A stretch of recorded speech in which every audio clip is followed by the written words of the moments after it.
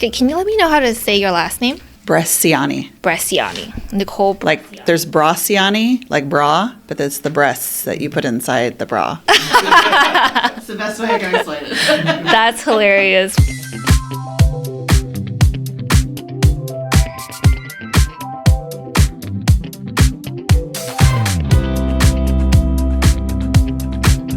Well, Nikole Bresciani from Inland Valley Humane Society, thank you so much for joining us today. And, we've done a lot of collaboration throughout the years. Some of my team has come to do adoption events, and we've donated to a lot of your Pets for Pets Walk fundraiser a few months ago. So, we've had a really good relationship. So it's really nice to meet you for the first time. So tell us a little bit about your story and how you ended up at IVHS. Sure. Well, thanks for having me. We appreciate the partnership. It's been amazing. So I actually started out in education. I was a teacher and a coach. I worked in corporate fitness, health and fitness. I was in the restaurant industry and Parks and Rec, local municipal government for over 11 years in city management, my last position being with the city of West Covina. And I was actually actively looking for other roles, interviewing in other cities. And it just so happened that my father, William Harford, had been the CEO for 40 years, and they were looking at succession planning as he was getting ready to retire. Mm-hmm. And so there was a former city council member and chief of police from the city of Laverne was on the board of directors, and he had this brilliant idea. Of course, my dad didn't think it was brilliant at the time because he really thought, I want to be able to have some separation, and when I retire, and you can't fully retire away from something when you're still pulled into it, right? But they had this dream child that it would be the best of both worlds because you have the historical knowledge, right? Mm-hmm. And my experience with local municipalities and marrying the nonprofit side. So I've been with the organization as the president and CEO for about 5.5, almost 6 years. Mm-hmm. And so I fell into it, but a former boss and a friend of mine had said this was really a perfect job for me, that he could never envision me doing something else ultimately because of my love for animals and how I always advocate for them. Yeah. Did you ever think growing up that you'd be following your dad's footsteps and, doing the exact same thing that he's doing? No, I mean, growing up, I don't know anything else, right? I don't know my dad doing anything else. And so it's just something that's a part of who I am. We adopt animals. We've always gotten animals from the shelter, but I never imagined that I would go in that direction. And I honestly thought they were going to do a national search and look for somebody else who'd come from another shelter as a CEO, make a lateral movement or something. Right. No, that's really amazing to hear. And I feel like that's like serendipity that you ended up in the same role because, my dad had, prior to us working together as ZippyPaws, worked for other companies in the pet industry for about 15 years or so. And, he always joked about me taking over his import business and, manufacturing. That doesn't sound very interesting. Sourcing, it just sounds boring to me. And it just so happens that we started, working together and building a company together. And in a way, I am, taking over for him. But I try to work on the more fun side of the company and not the sourcing side. He still does some of that. So I do relate to, working with my dad. And, it's fun. It's nice to have that close relationship with your dad. Yeah, I think, whether it's a family business or that you're passing the torch to your family member, it's definitely got its pros and cons, right? There's definitely challenges of filling big feet. And in my case, my dad's 6'5", so they really are big feet. But, having that legacy, you don't see people in jobs for 40, 41 years anymore. So I think it's rewarding. And I think, to your point about import-export, while you might not think, oh my God, that's amazing, but it's the product that you're also selling. And if you're passionate about that, that comes along and comes through in what you do. Right. And as I get older too, that side speaks to me a little bit more because it's not just about, social media or the branding. It's about also, the quality of your products and how you integrate your chain vertically to have that advantage in terms of pricing, in terms of quality, in terms of, the relationships with their vendors. Those are like the nuances that make or break your company at the end and not about, pretty pictures or which celebrity dog influencer is taking photos. So that kind of appealed to me a little bit more when I was younger. But now as I'm, almost 15 years into the business, I'm learning to appreciate the nuances of those sides of the business. Yeah, and I think for your business, it's interesting because, the product is, your toys and all the things that you're pushing for animal-related products. And our product is also our customer is the animals, right? So it's an interesting dynamic when you look at that. Yeah, because we are selling products to the end consumer is a dog, but we're not advertising to the dog. We're advertising to the humans. Right. So we kind of have to have a match where the humans are attracted to our product and they buy it and they bring it home to the dog, but then the dog also enjoys the product and in turn tells the owners, hey, buy more of that. Right. So we have to get it right on both accounts, not just one. I'd love to sit on your focus groups when Fido's sitting there and chewing on the toy. So did you always love, I'm sure you loved animals growing up. And, dogs from the shelter that passed through the shelter as well? Yeah, always. Dogs and cats. We grew up always getting, I think, maybe my parents' first dogs or cats weren't because my dad didn't always work in that industry starting out. But it's just something that we believe wholeheartedly in, second chances. And there's amazing animals that pass through our shelter every day. So, I've always loved animals. I hated watching Old Yeller and Black Beauty and seeing animals killed on the screen. It just broke my heart. I internalized it. And I've always advocated when people would say, oh, we're going to go to the pound. I would say, no, we don't call it that anymore. We call it the shelter. And so, even the state code, they just changed their code a couple of years ago to actually read shelter master instead of the pound master. Okay. So it took society a long time to catch up and get rid of that language. Right.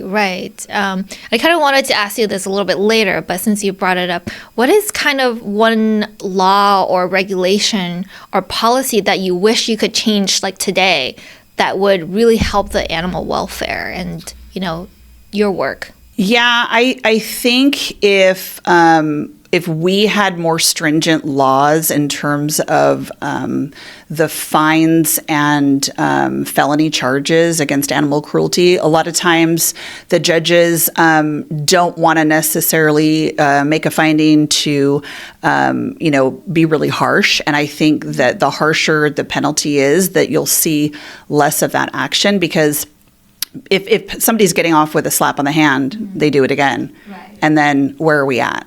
Right. Yes. So I think it would be nice for that to happen. But, we're always advocating on behalf in the state. I work on legislation with other colleagues. And so it's a work in progress. Okay. Yeah. And what's a day in the life for you? Like, I'm sure you wear many hats and you're just putting out fires everywhere. So what is I wouldn't say typical, but one day look like for you? Yeah, one day usually involves a combination of dealing with local contracts in terms of, whether or not we have a case that we're working on for potentially dangerous, vicious, or if it's a cruelty case that we work on with the district attorney. So I'm usually on the phone with my attorney or with a local city contact. We're talking about our inventory. I'm working with my operations director and the other directors in terms of what we're doing for focusing on moving animals through our system. So our team's really amazing at working with local rescue and adoption partners, other shelters, adoptions. A lot of our adoptions actually come from out of jurisdiction, so areas that we don't service, which is great. It's a testament to what we provide in our adoption package. And so we're always looking at trying to find a balance with moving animals, bringing animals in from strays, owner relinquishments, but also herd health, right? So that's where our medical team comes in to make sure that animals are not staying too long to basically breed more disease, right? We don't want that. So there's always a fine balance. Right. So it's not just petting puppies all day. No. I know some people think that I just get to play with puppies and kittens all day long, but unfortunately that is not in my job description. I feel like growing up, I probably thought that was like the best job ever is to work at a shelter because you just get to play with puppies all day. But I'm sure, when you get into management, you have to, how do you balance the emotional intensity of seeing these animals come in, and also the practical side of running a business, a nonprofit, when you're dealing with like budgeting or forecasting or, legislation or something like that?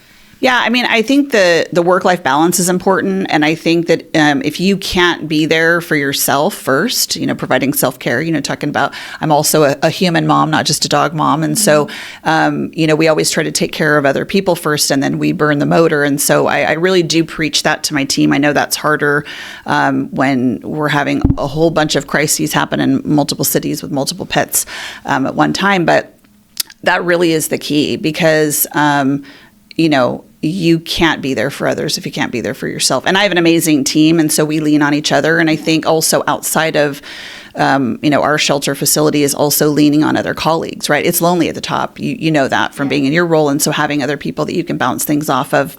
You can't always talk to your subordinate staff about things that are driving you crazy, right? So I think that's key. Yeah, having other people in the industry and also outside of industry as well. So sometimes you're not always talking about work. Yes. And I've realized that, the people on my team who are also parents, I'm able to, not like unload. Sometimes we do need that. Once in a while, I do need to unload about how difficult it is to have toddlers. But just having that support is super crucial, and you just feel like the relief kind of wash away from you. And like you said, it is, there's certain things that it just plague us, and we shoulder that burden, and we don't let our team know what is plaguing us and what we have to deal with. So it does get difficult sometimes. Yeah, we have an all-female executive leadership team, which is exciting, but it also has its challenges, right? And many of us are moms, many of us have young families, and so I think also having that balance to understand what my team is going through. And I definitely wear my heart on my sleeve, and I have no problem telling them, hey, I have some stuff going on too, because people always say, leave your problems at the door, and that's easier said than done. And then we're in a very emotional business, right? Yeah. So it's very hard to do that on a day-to-day basis. Yeah, no, for sure. I think, in certain times we focus on the work, but, certain times we do talk about some issues. Yeah. And that's just human, I think. Yeah. And we have a mostly female team as well. Other than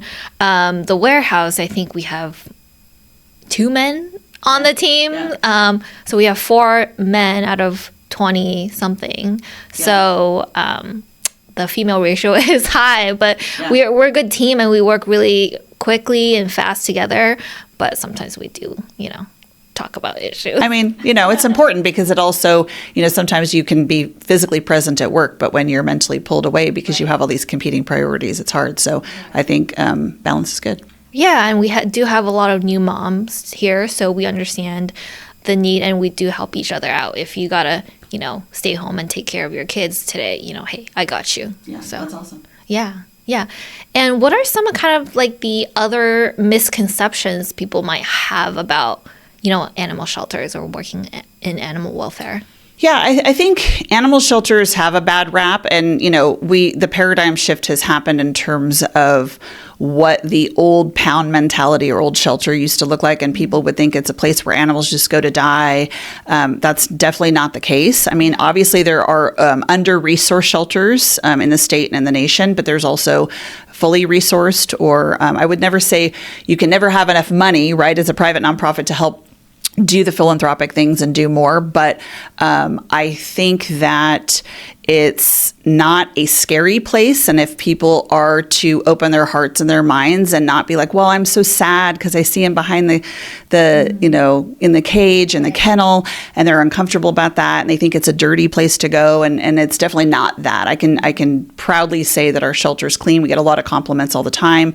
And the animals are well cared for. Our staff spend an inordinate amount of time with these animals, whether it's from when they enter to when they leave in a positive outcome, or when they're there and then they have to euthanize them, right? Humane euthanasia is not the worst fate for an animal if that animal cannot have a positive outcome. And so our staff care deeply. Yeah, and you see them behind a cage, but that's for their own safety as well. And they feel, they like to have their own space as well. It's not like a doggy day camp where everybody can just run around. Yeah, well, I mean, it's not doggy day camp, but they do get play groups. So, they're getting enrichment every day, which is amazing. And ZippyPaws helps to contribute to that, with our Toy Train Tuesday. And so the dogs are getting enrichment and play groups, and the cats are getting positive training. And so it's amazing, and so they're there for their security and safety and that for the public, but they're also tuckered out from play groups. Those are getting out. So, yeah. And, so for our business, right after COVID started was when we had a huge boom, and we've noticed that a lot of people got dogs right around 2020, 2021. And then a few years after that, it kind of fell off, and we've heard reports of a lot of dogs returning to the shelters. Is that true? We didn't experience that. We definitely have experienced the negative outcome of lack of spay and neuter during COVID. So a lot of shelters were not doing any spay and neuter because there was a guideline that came out for animal care and control agencies that said that we needed to divert veterinary supplies to the human medicine, right? Mm-hmm. So we still did some surgeries. We definitely had pared down the number that we were doing, and we did have a backlog. So we would send out a pet on a spay and neuter voucher, which means we would say you'd have to come back at another date to have it done. But we didn't leave it out there in perpetuity, and we didn't do it by the hundreds or thousands. There's definitely a lot of shelters out there that did not do any spay and neuter. And then you had lack of access to care for a veterinarian in the private practice. And so then you just got this backlog. And so people got pets, but then they couldn't get them fixed. And then you also had the backyard breeding happening, which meant more and more litters. And so we didn't see that COVID push that other shelters might have about, oh, we got this dog during COVID, but now we're back to work and we have to relinquish. But what we found is that people were relinquishing animals for behavior-related things because they didn't take the time during COVID to train those dogs that were behaviorally challenged. Because it's typically the dogs that get returned. Large dogs, behavior issues, chewing at my whole house. Yes. We all want to go back to school or work, and now we don't have the time and energy. Yeah. So we did see a little bit of that. But what we're seeing is that, people have landlord restrictions or breed restrictions on insurance. And of course, in California, the insurance issue, is hitting a lot of people, not just people with breed restrictions. So there's a lot of dynamics happening. And then people just can't afford life, right? It's expensive. And so they have to figure out a give and take. So, we have a pet food pantry that helps free. You leave what you can, take what you need. So those kinds of resources that we try to give people to help them retain pet ownership instead of relinquishing. Right. And what do you see that helps people to, retain their pets more? Is it just more education about how to train your dog? And, does that help? Or Yeah, I think obviously there's a lot of different scenarios out there, right? But I think the biggest thing is, like for us, when we adopt a pet out, we try to really pair people with a right fit, not just like, oh, it's a cute dog or it's a designer breed dog or I always wanted a guard dog, right? So we're explaining that, hey, you're getting this puppy, right? The puppy grows up to be this is how big it's going to be, or this is how small it's going to be, or you can expect it to chew your shoes and, ruin your house for the next 6 months or whatever that might be, right? And then we also give them a really, a very valuable package in terms of we send them home with free food. They get 2 weeks post-medical care. We're sending them home with a whole bunch of toys, thank you. All kinds of stuff like that. And then we're sending them with resources. So if, let's say that you have a behaviorally challenged dog, you can get a month of free online training through Good Pups. And so our donors pay for that kind of support. We try to help you out. There's also, medical support beyond that because if you needed our medical support from veterinary team, we have that, right? So everybody has a little bit of a different story, but I would say if we try to support them as best we can from the start, right, and then continue to help support them on the way. I think the biggest thing is when somebody is maybe losing their house or their apartment, their condo, that's where we have some other resources available that we provide to them and say, hey, maybe you can look into this. Mm-hmm. We have an online rehoming tool. So we try to let people rehome. It's a free service where you can rehome outside of the shelter. But ultimately, if there's no other choice, then they come back to us. Yeah. And you talked a little bit about the breed restrictions. I want to hear about that. Are there breed restrictions in California? There are. So some insurance companies will just not cover certain, like a pit bull, a German Shepherd, a Rottweiler, a Doberman Pinscher. There's a whole list, Cane Corsos. So it depends on the insurance company, and it depends on how much somebody wants to pay for insurance too. Because they may say, well, we're willing to cover you, but your premium is going to go up by X. So that's the struggle. Okay, yeah, because when we were writing our business employee handbook for our company and we were making this a pet-friendly place, our insurance also had restrictions. I don't know if they've actually changed since then, but in our employee handbook, I list a few breeds that unfortunately you can't bring to. Yeah.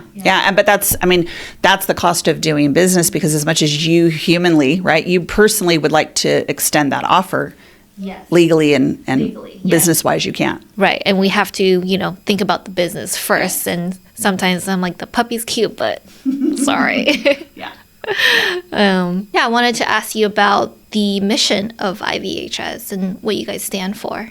Yeah, so when we were initially founded in 1949, it was, compassion for all living things. And that's evolved. I mean, it's still the basis of who we are, but it's really about access to resources, education, breaking down barriers through, providing low-cost veterinary supplies and medicine, and then also, reduction of overpopulation, right? So spay and neuter services is huge. One of my board members has coined the 3 C's. It's compassion, care for the animals, and community. And really, that is at the heart of what we do. The animals are the easy part. The people are the harder part. But really, we care about the pets and the pet owners equally. And so it's really important to be able to provide as many resources to allow people to own animals, but also to remain with their animals.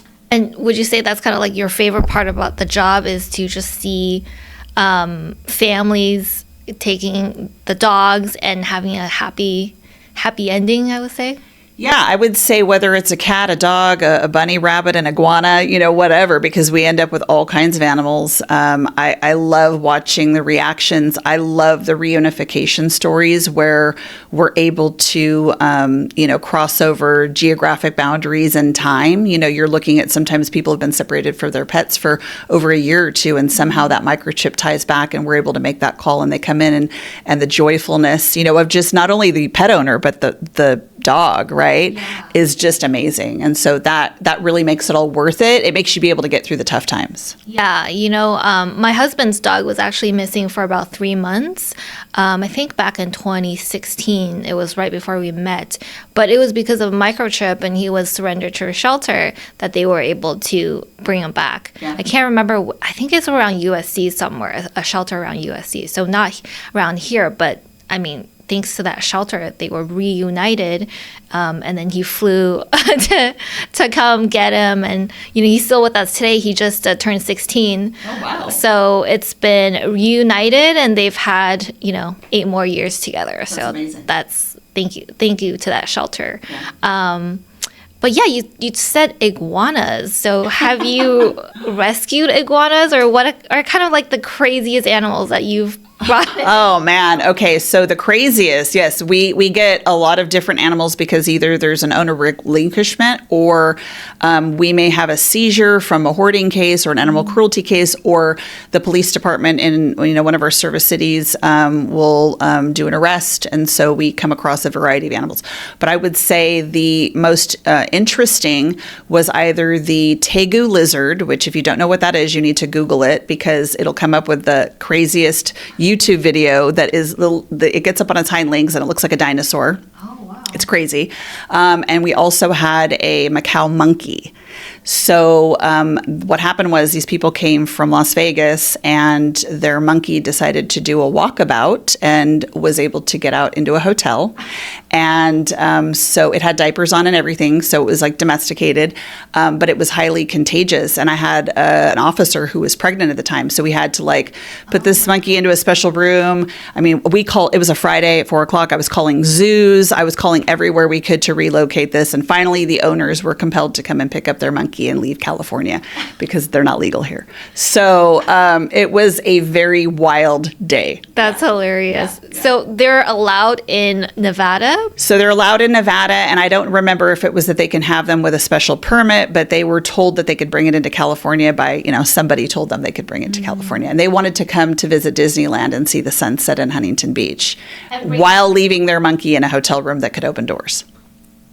Okay, so they didn't even have their monkey with them. They were just like, here, yes, have fun, have at it. Here's a room service, order anything you want. And they brought it in a baby stroller, so nobody was the wiser because when they checked in, somebody just thought it was a baby. Just have a cover over it. That's I love that. That's so funny. But at least it had diapers on, so it didn't At least, yes. Anywhere. But we were able to reunite it with its owners, and they're successfully back in Las Vegas. And you're like, please leave. Yes. Right. Yes. Just no more hotel rooms for you. Yes. That's hilarious. And for you personally, how many pets have you, personally rescued from the shelter? Oh, I mean, personally, we are on our third dog. I also had a cat when I was in college. I mean, that's just, me personally or as a married woman. But when I was a kid, I grew up with animals all along. So I think we're probably on our 8th or 10th dog from the shelter. And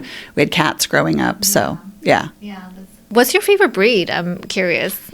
I'm sure you see a lot of different breeds come through. Yeah, I mean, I will say Australian Shepherds are amazing. I do have one of those, and I actually grew up with one. She actually got hit by a car when I was a kid, and she passed away. And we were actually at the shelter. My dad had to make a pit stop at the shelter, and when we came back, she had died, and that was really sad. Oh, no. But they are amazing dogs. They're very loyal, fun-loving, playful.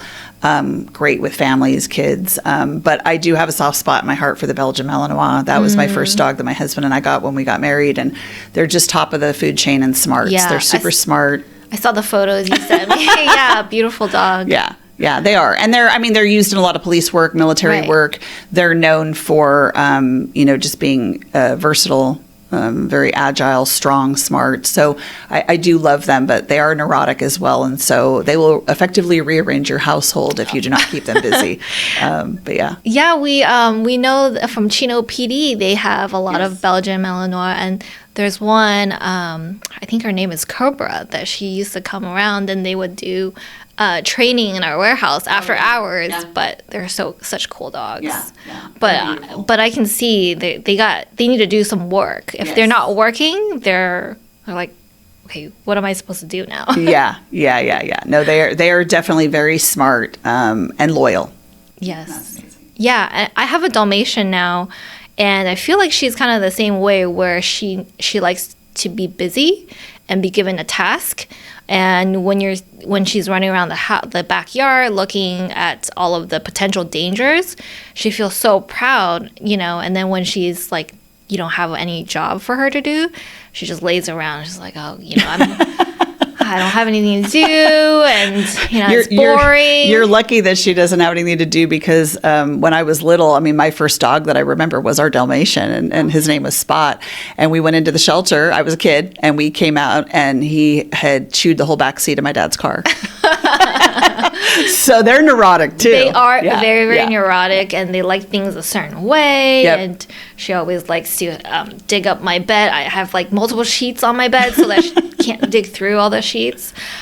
She likes things a certain way, and she's a great dog now. She's almost 3, but when she was little, I mean, I just wanted to get through one day at a time. I think she was like way harder than my actual kids, because every day it was just something, and you had to walk her for like 3-4 miles a day, and I had like a flirt pole because they just needed so much exercise. But now she's finally a good dog, and we've just started recently letting her, when we go out for like an hour or two, letting her out in our house, not in the kennel, and she's been doing great. So knock on wood, she continues that way. It doesn't chew up my couch. Well, I can definitely say that certain dogs are more work than having children. Yes. Ours was the same way when we had the Belgian Malinois. Definitely. Some dogs, I don't know if it's just breeds or just some dogs specifically, that require so much work. And some other dogs are just so easy. They just sleep and chill all day. I think it also, it's the working dogs are definitely very smart and need tasks. And so sporting dogs can be the same way. And of course, we have one of each. And I think it's important that goes back to, when we do adoptions, you're always trying to find that good match, because if somebody's not really active, you don't want to place them with a really active dog. Right. But people have one time I did find a dog on the street, and I think she was a husky mix, but I wanted to adopt her because her owners actually found me, but then they told me, oh, you can have her if you want because she escaped from our backyard. And I was like, okay, I'll do that. But then she escaped from my condo. I had left to go downstairs to pick up some food or something. And then when I got back into my condo and I went up the elevator, she was waiting for me when the elevator doors opened. I was like, they're escape artists for sure. I locked the door. Yeah. So then I realized I can't keep her. So then I took her to my parents' house and she jumped the fence. So I called the original owners and I said, you have to take her back. And if you want to surrender her to the shelter, then I'm sorry, but you have to do that. I can't. I tried. I mean, they're one of the top 3 breeds in shelters, Huskies, Shepherds, and Pit Bulls are typically the dogs we see the most of, right? Right. But yeah, they do like to escape and they like their walkabouts around town. Right. Unfortunately, she was such a beautiful dog. I wanted to keep her, and I named her Winter because she was white. Oh, yeah. But alas. So if, for the people watching, if they wanted to support their local shelter, what are some of the top things that they could be doing that would benefit the shelter the most? Yeah, I mean, I think that people who can volunteer their time, obviously that's invaluable. We're able to do what we do because we have volunteers. We have different job descriptions for our volunteers. So it's not like you just say, hey, I want to volunteer. And you're like, we'll just throw you anyway, anywhere. We want you to really be passionate about where we put you. That doesn't mean we won't use you in other areas if we need to, but, volunteering, fostering, if people can foster, whether it's neonates, kittens, puppies, that is a commitment because you're like a mom to a newborn. Adult fosters, we're always looking for dogs that have been in our care for longer term to get a little break from the shelter stress because the kennel environment is stressful, right? There's a lot of barking, constant people, and so having that break is nice, even if it's just for a weekend or a week. And then a lot of shelters have wish lists, whether it's on Amazon like ours, or you can go down to your local shelter and ask. Also, donation of blankets and towels. Some shelters use newspaper for the cats. So all of those things really do make an impact. We get Girl Scouts and Boy Scouts that do projects for us and help donate their time and materials to different projects. So those are really invaluable. And then, of course, donating money. Shelters, private nonprofits like ours rely on philanthropic giving as well as city contracts that we have for animal care and control. So any of those things that people can do are helpful. Yeah. I've always wanted to foster, but I've just had too many dogs at home that just can't work. But if somebody wants to have a dog, but they don't want to commit to 12, 13 years, they can be a foster. And I know some of my friends have been fosters where they foster a dog for about, 3-4 weeks, and then they take a break, and then they foster another dog for a few months. And it seems to scratch the itch and not have that long-term commitment in case they have to take another job in another city or something like that. So. Yeah, no, it's beneficial for both. I think if you're one of those people who can't make a commitment long-term, or maybe you're in between jobs or your living situation isn't, or what you were hoping it to be, I think that's super helpful for both us and those people. To get that companionship. Yeah. And sometimes then you foster fail, which is a good problem because then you just end up adopting because you fell in love with the pet. You can't. I haven't done it personally, but I can't imagine, a dog living with you for a few weeks or a few months, and then you have to bring it back. And I don't know if I would be able to do that. Maybe that's why I'm not doing fostering, because I know I'll end up with another dog. No, I'll have a cure for you. You foster puppies for a weekend. I did that. I've done that twice. And you bring them back on Monday morning, and you're really happy to give them back to the shelter because you're so sleep deprived. It reminds you of what it was like to have a newborn baby, and you're like, Yes. oh, I got that itch scratched. That's so funny. We did a photo shoot, a video shoot a while ago. This was maybe 4 years ago, and they had 3 puppies. I think 3 puppies come to my house, and at that time, I had gotten a puppy from the same breeder that I was, doing the shoot with. So, because I fell in love with the breed, golden retriever, I love them so much. And I brought a puppy home because I was like, okay, well, I'm here. I just need to bring a puppy home. And then we did a shoot where we needed 2 more. And then they came home with us for, I think, 48 hours. So we had 4 9-week-old golden retrievers at our house with our other dog. And I don't think we slept all those hours. They were just in a crate together. And But what did your kids think? well, I didn't have kids at that time. Oh, okay. Yeah, so Okay. this was pre-kids. Okay. So I don't think I could have done it with kids. See, my 9-year-old keeps saying, when can we foster puppies? And I'm the one who does all the work at night, but he helps, the Australian During the Shepherd and day. him help play with the dogs and herd Right. them. And That's- meanwhile, I'm the one who has to lay down to them next to them at night, help them fall asleep. So. And feed them. And do you actually get like the really small puppies too that you have to bottle feed? I haven't done the bottle feeding. I've gotten the ones that are eating on their own, but have to obviously still, have Yeah. that care and the sleep. But yeah, no, we Right. do. But we do get them, yeah. Because if they come out come in without mom, for sure. And then same thing with cats. We get a lot of that for cats. The baby kittens. Neonatal kittens, yeah. Yeah. Because people are trying to do the right thing and they'll bring the kittens. And so sometimes we'll say, hey, was mom nearby? And they say, yeah, okay, put them back with mom because they can't survive without mom. And if we don't have a foster, then they have to be euthanized because they can't survive. So that's the dynamic with Right. neonates. Yeah. And around how many weeks can they survive without mom? Well, we typically, I think it's somewhere between 6 to 8 weeks because Okay. they're eating on their own. I'm probably wrong on that timeline, but when they're coming to us, they're days old or only a week old. So they're definitely not eating on their own. They're still on mom's milk. But at 8 weeks of age, they're fully eating on their own and we fix them and release them for adoption. Got it. Yeah. Yeah. So if you see kittens on the street, maybe stick around and see if mom is there. Yeah, so we have some tips on our website, but we say if you've seen them and you don't see mom, put a ring of flour around them because then mom will traipse back through it. You can tell there's evidence of her being there Got because it. mom's going off to hunt, right?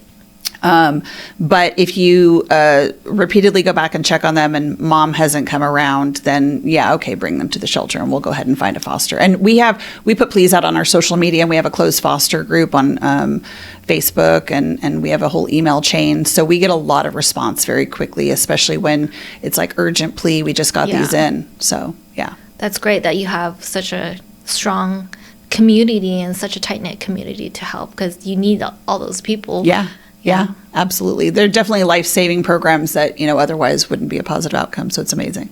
It's, thank you so much for the amazing work that you do.